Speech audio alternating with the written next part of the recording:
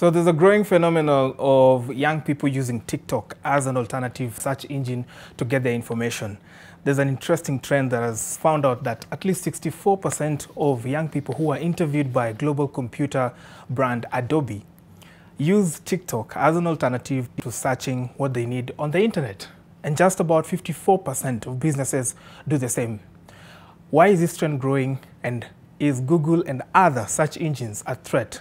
We have just the guest for you for this one.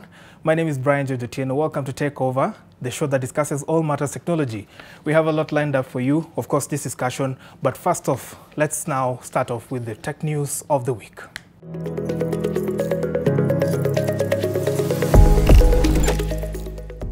The annual Nation Digital Summit is back, this time shifting base from Mombasa to Naivasha Sewela Lodge. The Nation Africa Digital Summit brings together business leaders, policy makers, academia, and industry stakeholders from across the continent with much sought-after experts in the digital world. The 2024 theme is centered in artificial intelligence and the synergies in digital transformation and AI. The event will explore the blending and mutual reinforcement of digital technologies and artificial intelligence that has led to synergistic relationship that can drive technological advancements and create new opportunities across various domains. Meta Chief Executive Mark Zuckerberg, alongside the CEOs of TikTok, X, and other social media companies, went before the United States Senate Judiciary Committee on Wednesday to testify at a time when lawmakers and parents are growing increasingly concerned about the effects of digital platforms on young people's lives. The hearing was about how social media companies have not done enough to curb the damage their platforms do to the health and well-being of their children and teenagers. In a rare show of unity, Republican and Democratic senators together grilled the CEOs with very few disagreements among them.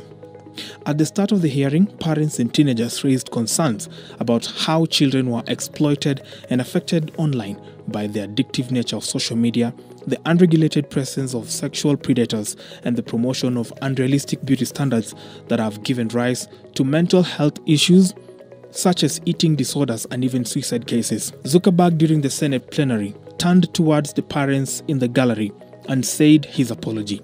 This apology adds to a long list of apologies Zuckerberg has issued since he launched Facebook in 2004, when he was just 19 years old. Early after the website was launched, he mocked the 4,000 students who had joined Facebook, bragging to friends in text messages about the vast amount of personal information he had collected thanks to misplaced trust of his users. Zuckerberg called them dumb and punctuated the word with profanity. In 2010, he apologized for his words.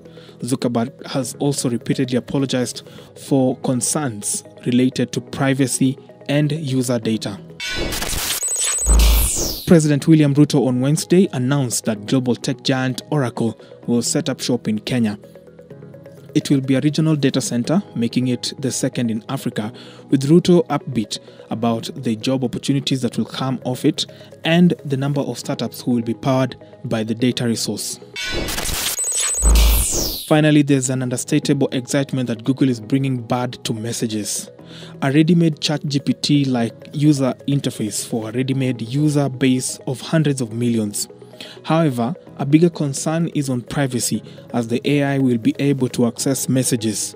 Bard's chat also acknowledges that it may ask you to analyze your messages to understand the context of your conversation, your tone, and your interests. It may analyze the sentiments of messages to tailor its responses to your mood and vibe.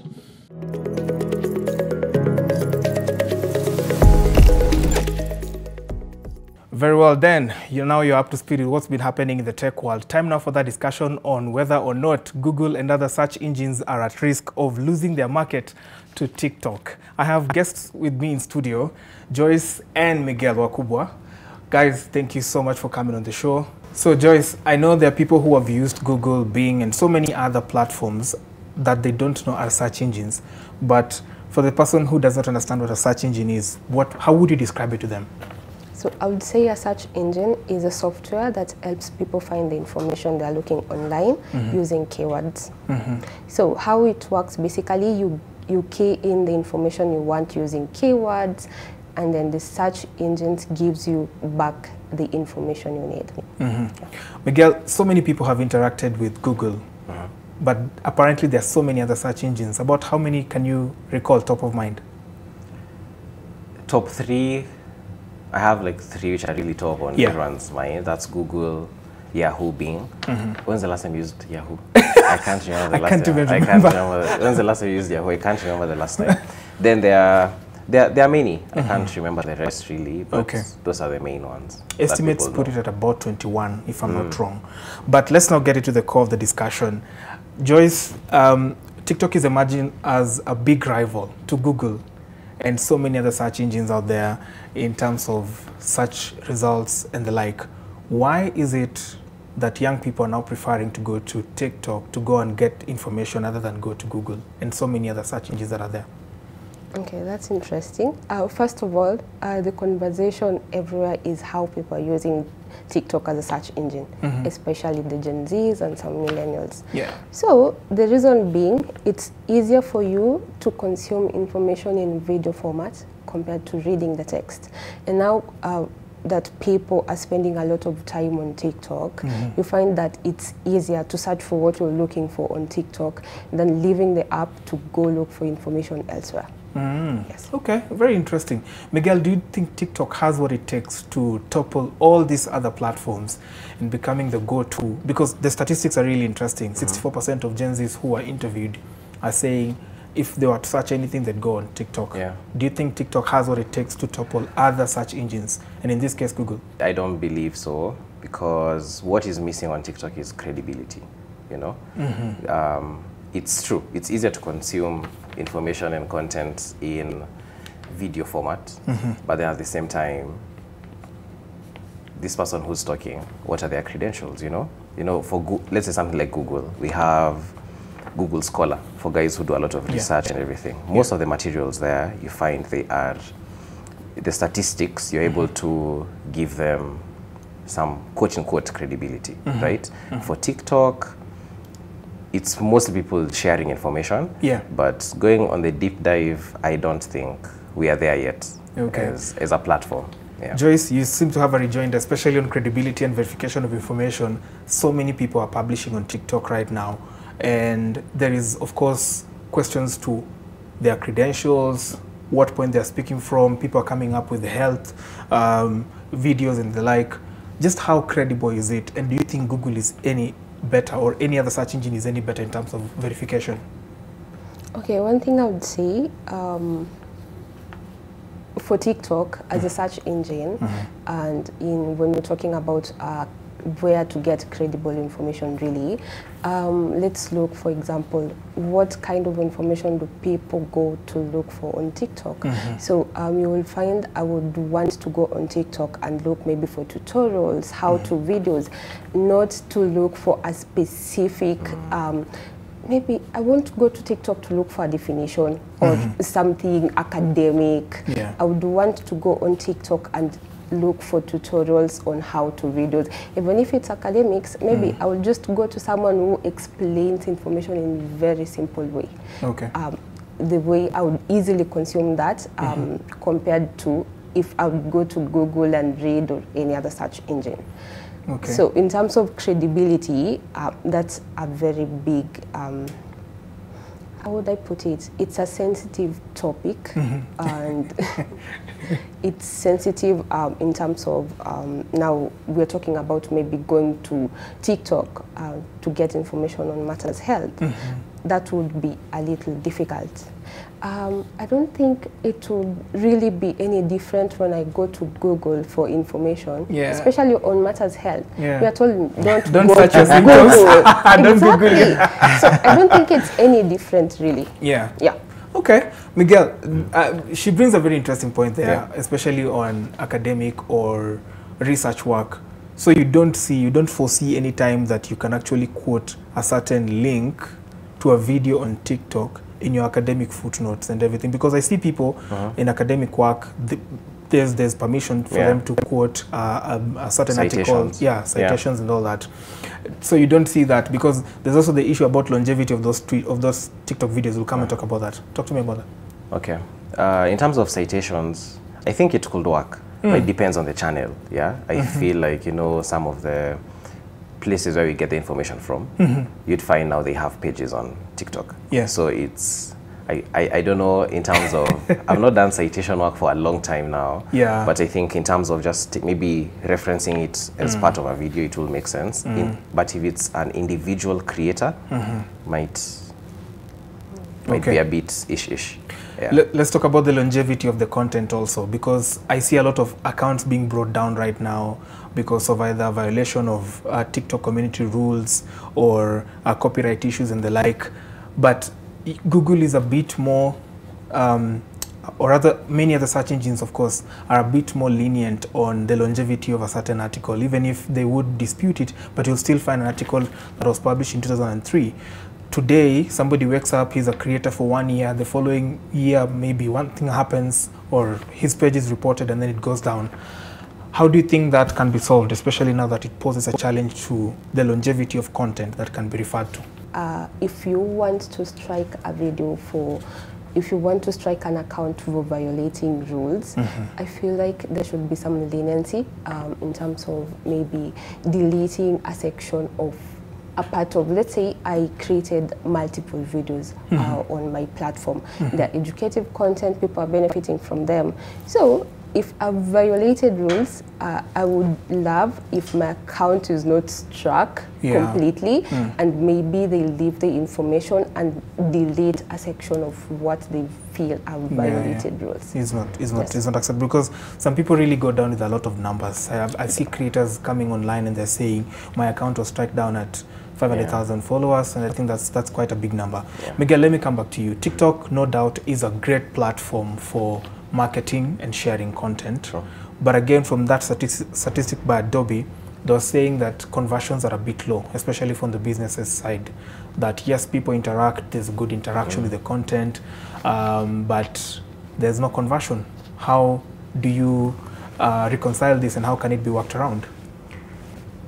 I'd say one of the main things why it is how it is because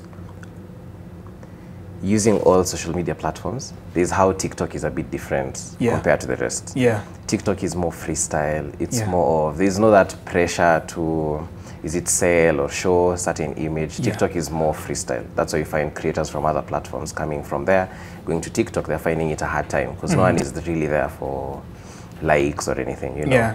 So when it comes to selling, people don't want, I think on TikTok you're not trying to, they have I think one of the best algorithms, because you can stay on that app for a long time. But the I don't think scroll feature. Exactly. But I don't think you'll really scroll for 2 or 3 hours and people are selling you things. You just want to laugh, you want to engage people's opinions. So that's the biggest challenge that TikTok is having from an advertisement point of view. Converting people is taking quite some time, because people aren't really going to TikTok to see what this type of creator is doing or what they have in their houses or something. Joyce, is that something that is real to you in your field of digital marketing? Do you get feedback from your clients and perhaps they say that there's low conversion, especially from TikTok? Okay, on my side, I feel like I get the right conversion from TikTok. Oh, really? Yes. Okay. So, one thing I've learned is that with TikTok, especially, they've been working so hard to come up with so many features to help businesses, especially. So I think where people go wrong is if you want to go on TikTok and sell people products, straight up sell people products. Normally, we want to get value before we can actually buy something. So I can give an example of, let's say, restaurants, right? So if I go on TikTok, especially, I would want to go on TikTok as my search engine if I'm looking for restaurants. For a restaurant, so I'm like, restaurants, let's say in Nairobi, and I'll get a list of restaurants. I'll get so many options from the cheapest to the solo dates and all that. So you get what I want to see in this. I want to see the ambience. I want to see how, let's say, a specific restaurants look. And the comments below it. Are they good? And, so, and the good thing also is that you find a creator who's created all that for you. Like they show you, this is how you get in, this is how much it will cost you. Yeah, proceed. Exactly. So, if I get all this information, tell me what will stop me from going to what I've been looking for. I'm going to TikTok to search for restaurants. I find exactly what I need. People frequent where they feel like, where they love the content. Okay. If they love the content, they definitely get your services. Miguel, she's talking about trust and reliability of TikTok content. Just how do you also perhaps have a comment on that or relate to that? Because somebody who's looking for, let's say, shoes, a shoe store or a skincare routine or products and such kind of things, they wouldn't readily go to Google or to other platforms, other search engines. How do you also relate to that, especially in terms of relatability and credibility of this content that creators make on TikTok, just to be able to provide that for you? We're in a new age where a lot of credibility is attached to individuals. So this comes to influencers, this comes to content creators. So from the content side and the TikTok side, it's easier to create credibility of a product or service because you attach it to someone.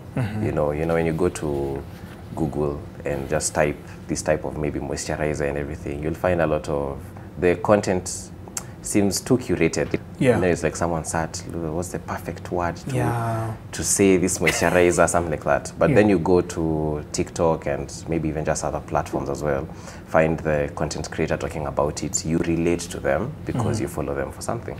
So that's one thing that also TikTok has done really well.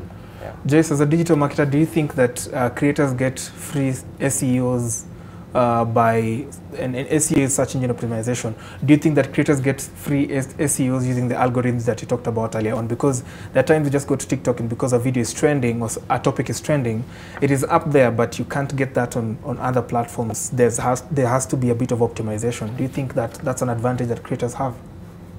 I don't think so. First of all, still on TikTok, you need to position yourself really well. Especially, let's say you've created a video, you don't just post it and you expect to rank. Definitely, you'll rank. The way their algo is, you'll definitely get the audience and all that. But now, as a creator, you also need to do more. And in terms of, let's say you have a video and you want to upload it on TikTok. So first of all, you will look at the description of the video, the hashtags you will use, and how what do we call this? The caption. The caption on the video. So those are the things will also make you rank on TikTok. So if you're creating a video, you need to consider all those and Oh, okay, great. Lady, gentlemen, thank you. Your take-homes as we end the conversation, especially now that it's clear it's not TikTok's time yet, but yes, it's getting there. How do we create a balance between the two? Miguel? I want to echo what she said. In terms of searching something on TikTok, I find it's true. It's a bit easier, especially like if it's a trending video, something you had maybe people talk about, then you want to just search it. It's easier to get the video on TikTok than on Google. So there's that aspect of it. On Google, you have to go through different pages, writing articles of it, and it takes time. For where the future is, maybe uploading documents. I don't know if TikTok will get there. It shouldn't even get there because it's a social media platform, right?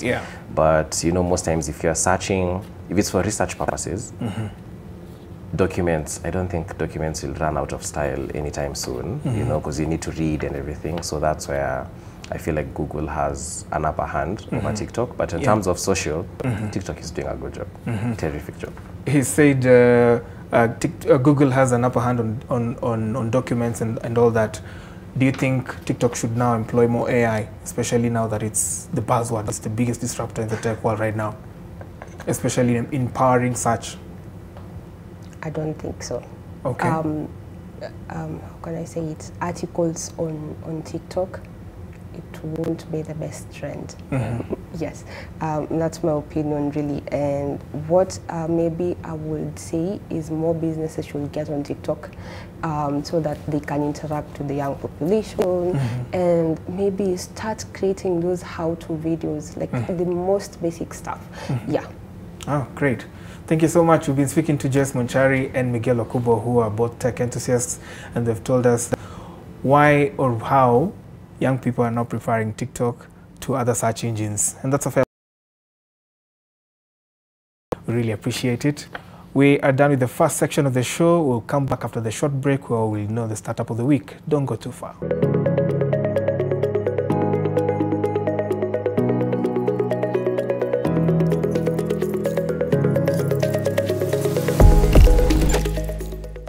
Welcome back. You're watching TECHOVER, the show that discusses all things technology. Time now for Startup of the Week. Here then is our innovator this week.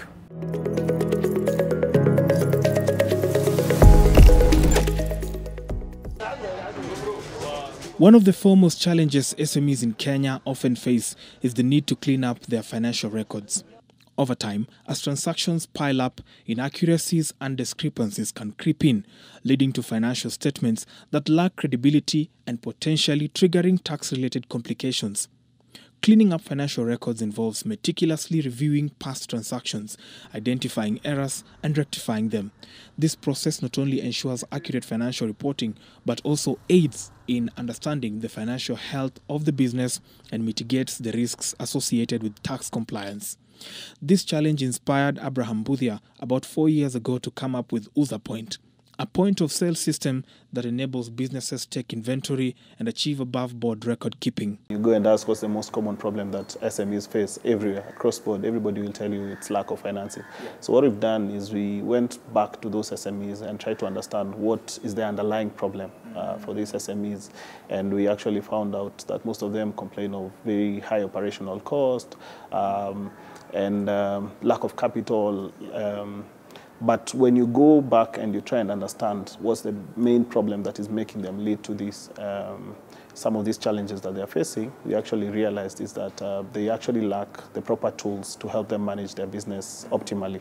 So at UzaPoint, what we do, we've provided them with the tools to help them manage their scarce resources optimally. So we give them a bookkeeping solution that allows them to manage their inventory, track their sales, their purchases, and their expenses, so day-to-day operations.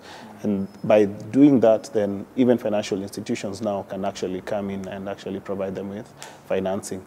The steps in the accounting cycle are identifying transactions, recording transactions in a journal, posting the transactions and preparing the adjusted trial balances, analyzing the worksheet, adjusting journal entry discrepancies, preparing a financial statement and closing the books. Financial institutions have continuously raised concerns over the inadequate or no data at all to inspire confidence and minimize risks in financing small and medium enterprises. A lot of financial institutions actually have a lot of money to finance small